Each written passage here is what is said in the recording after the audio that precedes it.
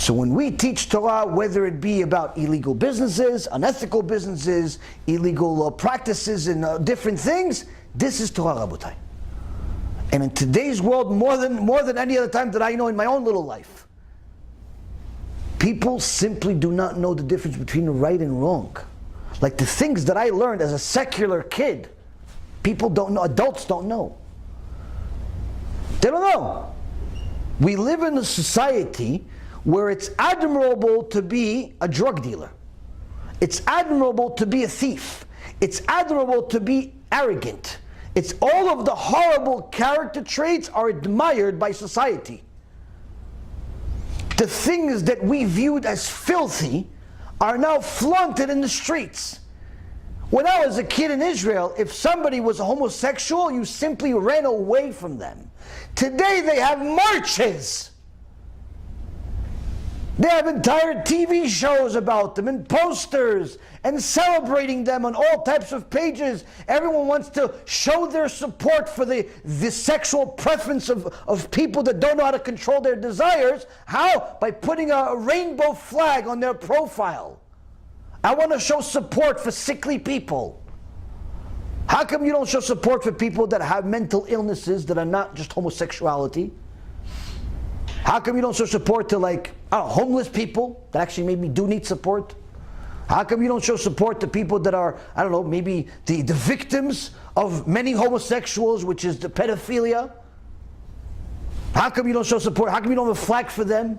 How come you don't show support to people that are terrorized in their town, in their community, in their country? How come you don't have support for them? How come you don't have support for straight people? Look at them, Chazakim Ubuchim, they're married 20 years. I'm going to have a flag for them. How come nobody has the flag for the 20-year guy? How come nobody has a flag? I'm married almost 20 years. I need a flag. You guys better get some flags. You guys gotta get some flags. I deserve almost 20 years. I'm going to ask my wife. I want a flag. For heaven's sake, I want a flag. How come there's no flags for 20 years marriage? Today, that's like an anomaly. It's like you have an easier time launching a rocket to space twice than succeeding in marriage for 20 years happily. How come there's no flags for that? No, we're going to make flags for a bunch of people that all day they think about sex with the same gender. That's what I'm going to have a flag for. Like, the mentality of society today is so sick that they simply don't know the difference between right and wrong, to the point where they simply support wrong by default because they're scared of not being on that side. They're scared of looking like they're not supportive of the wrong. This is a product of lack of thinking. It's not a product of just pure evil, but rather lack of thinking. Thinking and delving over what is true and what is false, what is right, what is wrong, what makes sense, what doesn't make sense, what is just simply something that's conducive for society, what is bad for society. We've gotten to a point where we admire the bad guy. We admire the villain. People cheer for the bad people. You have an entire industry of movies that people cheer for the bad guy. Whether it's the scary movies or all types of other villains, this is contrary to common sense. You, by default, are supposed to cheer for the good guy. When you were a little kid, everyone wants to be Superman, the good guy that helps people. Today, people want to be Darth Vader or something. Like, it doesn't make sense. Today, I have people telling me that they spent an exorbitant amount of time learning about people that are serial killers for enjoyment. Like, they learn about serial killers because they enjoy the topic. Like, if you're supposed to cringe, but you're learning about it because you like it, that means you relate to it. That means you're suspect of possibly being it. And this is what's happening today. Why? No one has told us that we're doing wrong for a few decades already. At the very least, the last decade. And many people simply do not know the difference between right and wrong. And we don't spend any time thinking for ourselves because we use our imagination a little too much and our sechel a little too little. Now, this Chazon Ish is telling us that the imagination is always at war with the wisdom, with the intellect. Why? Because if you spend any time thinking about half the stuff that you do, you realize that either you're doing the wrong thing or what you're doing is simply unnecessary. Many times we get stressed out because of other people's potential thoughts. Potential thoughts, not even real thoughts. No, I'm not going to go. Why? Because maybe I'm going to see that guy there and he's going to see that I came and I'm not working on his project and he's going to be really upset because what am I doing there? He's paying me to work. And why do you assume that he's going to even think about you at all if he sees you? Oh, no, I don't want her to see me there because she saw me yesterday, and if she sees me today, that's going to be thoughts, and imagination constantly. And the best way, you go shopping. You see a pair of glasses. What do you do with glasses? You wear all your shirts or anything. You start imagining how you're going to look in front of certain people. Oh, I'm going to put glasses. Yeah, I'm going to wear these glasses, especially when Steve's around. No. When Dave's around. Yeah, he hasn't seen me already with different glasses or a different shirt or different this. You start visualizing yourself in different places. Yeah, when I'm on the beach, I'm going to be like this. When I'm in a club, I'm going to be like this. I'm going to be like this. And you start, in your head, you've been to 15 different places without a travel agent. Just to buy a $5 piece of glasses. Hashem Yishmor v'Yatzil. You've made already 30 karet sins. You haven't bought the glasses yet. That's how we shop. Why? Constantly thinking about other people. What's he going to say? What he's going to do? What's he going to do? And we live a stressful life. At the end, we don't buy anything. We go on Amazon, buy it for 99 cents. That's what we do. 20 hours in the store, 5 minutes on Amazon. Shopped. Now that's gezel, by the way. If you weren't planning on buying, you're not allowed to go to the store. You're stealing the people's store, their money, their time. But it's a different shiur. But the point being is, Rabotai, is that many of those stresses that we have, whether it's work or relationship or anything else, is simply because of our imagination of what other people are going to do and what other people are going to say and who and what and when and simply an imaginary life. And then finally when we see what actually transpired, it's not even close, remotely close to what we thought was going to happen. Like we thought we're going to go and we're going to be the center of attention, the light's going to be on us, everyone's going to pay attention to this new shoes you got, or the stain you have on your shirt, or this little thing that you have on your face, or whatever it is. No one even said hello to you.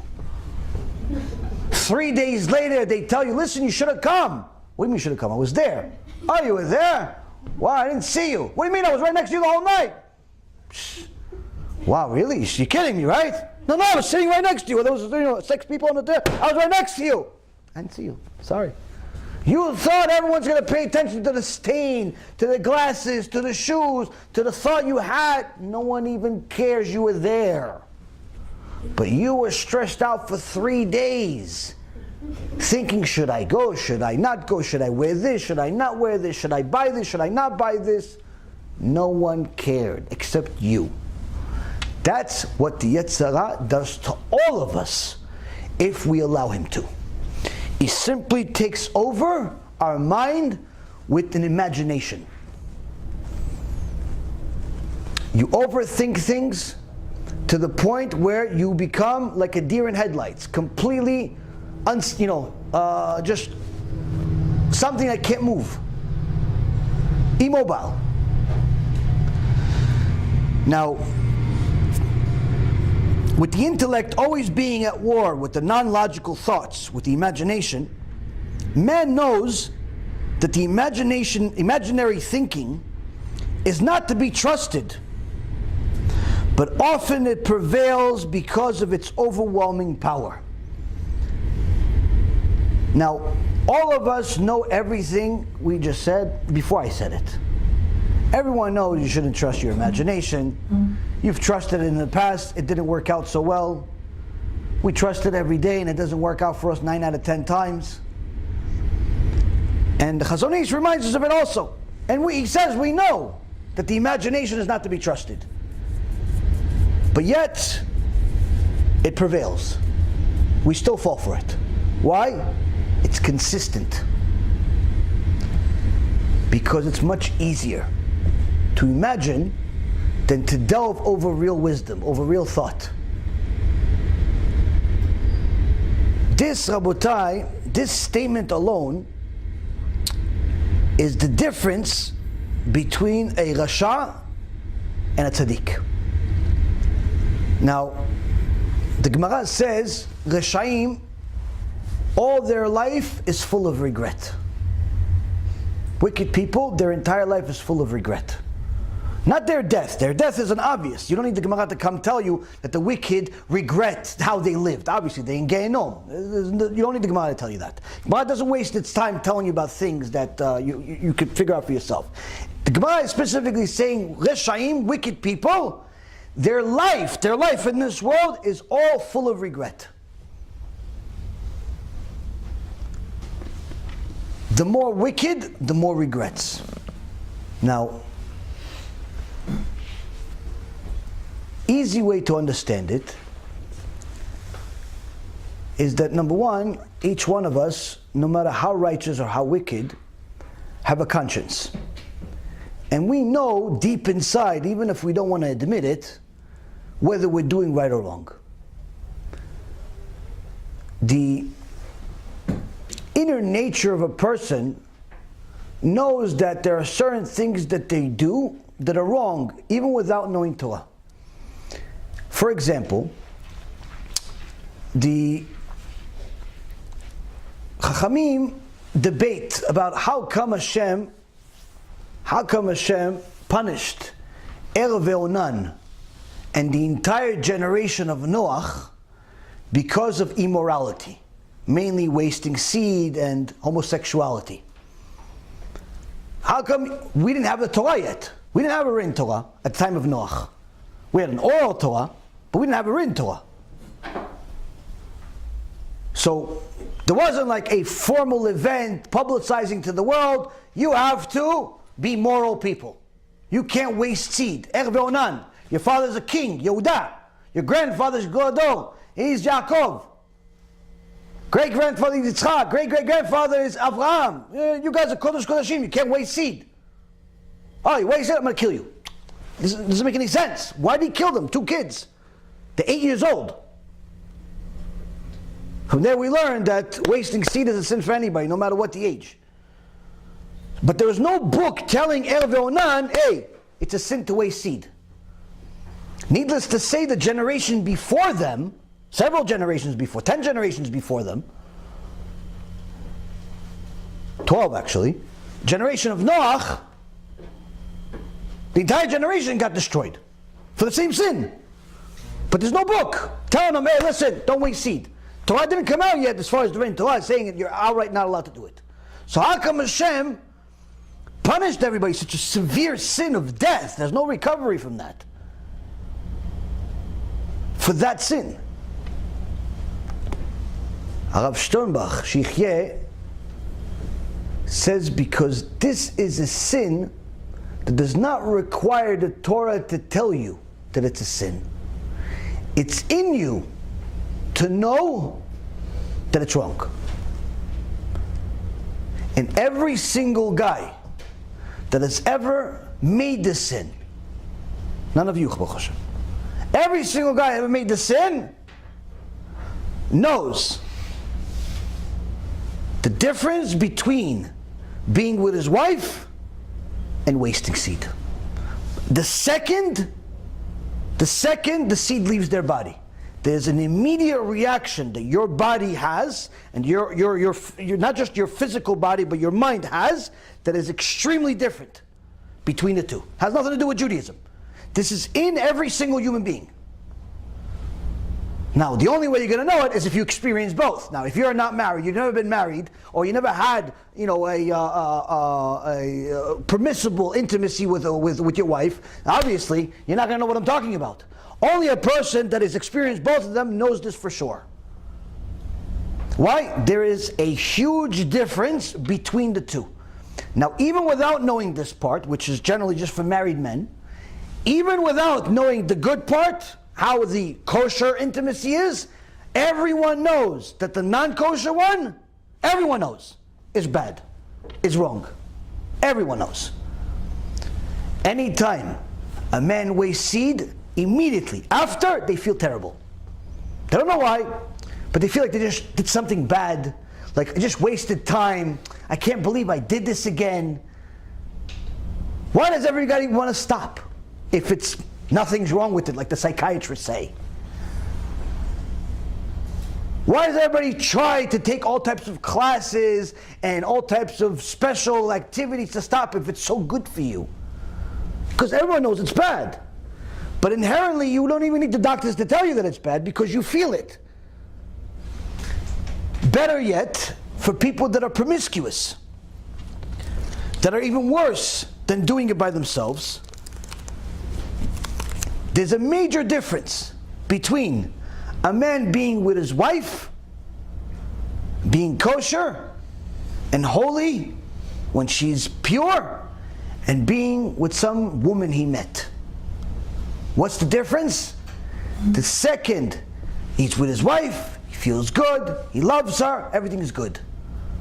They're finished, they had their fun, they had their joy. B'ezrat Hashem, maybe a kid's going to come out of it, but even if there isn't, it's still a mitzvah, because there's a mitzvah of ona'ah. Baruch Hashem. Feels good.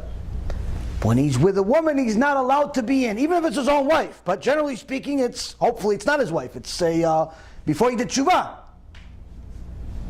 Every single time, the second he completes the act, he hates her. He doesn't want to be there. How do we know? It's in the Torah. It's in the Torah. Now, no guy's going to admit this unless he's a very chauvinistic, horrific type of person. But generally, every guy feels it. The second he completes the act, he wants to leave. He doesn't want to be next to this person anymore. Yeah, but you were just together. You said you love you. Yeah, that was before. Right now, I want to get out of here. Every single guy. Why? It's in you. Your neshama is telling you, you just did something wrong. And you hate her for it. How do we know it's in the Torah? Where is it in the Torah? Book of Samuel 2. Says, chapter 13, verse 15. וישנא אמנון שנאה גדולה מאוד, כי גדולה השנאה אשר שנאה מאהבה, אשר אהבה ויאמר לה אמנון קומי, לכי. ותאמר לו, על אודות הרעה הגדולה הזאת, מאחרת אשר עשית עמי, לשלחני ולא אהבה לשמוע לה? David HaMelech's son raped his daughter because he was infatuated with her. His name was Amnon. He was infatuated with her, obsessed with her. And eventually one day, he fooled her into thinking that he's sick, and he ended up raping her. That's how much of a sick person he was. Now after he raped her, this is what happens. Afterwards, Amnon despised her. Right after the act, Amnon despised her with great hatred. His hatred was even greater than his love that he had felt for her.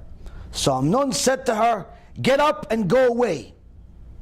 But she said to him, "Do not do this greater evil, that which you have already done to me."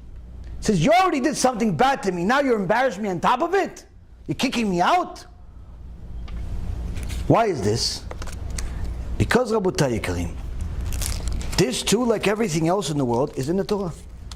When a person does something immoral, inherently they feel bad about it. They just don't know how to rectify those feelings. Same thing with homosexuals. Same thing with anything. You know it's wrong, and therefore you don't feel as good about it as you did before the act. Why? Because the act The second before the act, all you were thinking is imagination. Oh, yes, once we're together and we're gonna love and this and that and all this junk that's filth in your mind. And you're only thinking about the good and this and the pleasure and that. Nothing real. All fake, imaginary. Yeah, I'm gonna look at this and I'm gonna think at this and we're gonna go here, we're gonna go there. Now, after that desire is relieved, what happens? Sechel comes back.